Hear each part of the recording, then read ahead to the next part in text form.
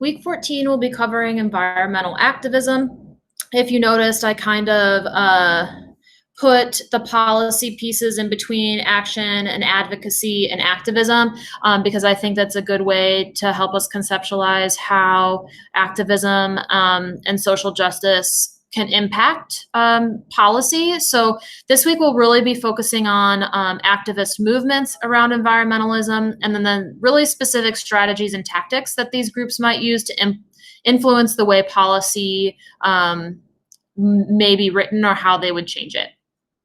Short reading this week, hyperlinked is the Think Local, Act Local, and then thinking about how that connects globally. So kind of thinking about this beyond our food systems. We thought about local and global food systems, and this article will take us a little bit more broader into environmental issues on a whole from a local and global level.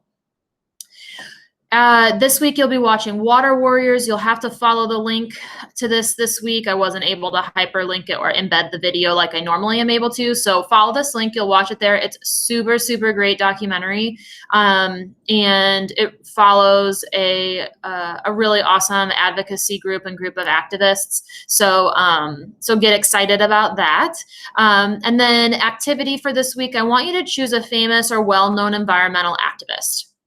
If you do like a little search online, you should be able to find a list of names. Some really common folks are that you may have heard of is John Muir. Wangari Maathai is a really awesome activist who did her activism in Africa. So she's a super interesting person.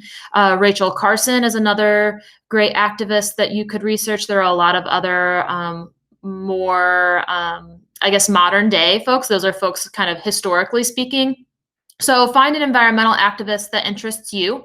Copy and paste these questions into the comment box below, and then I'd like for you to answer them based on the activist that you chose. And again, that will be just for me to kind of do a check on learning. And then one big friendly reminder, final papers are due next week.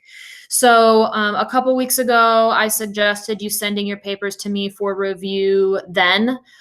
This is quite literally the last chance you'll be able to get my feedback on your papers. So if you are still in need of that or in want of that, get those to me early this week so that I can get them back to you in a timely fashion and you can modify and adapt.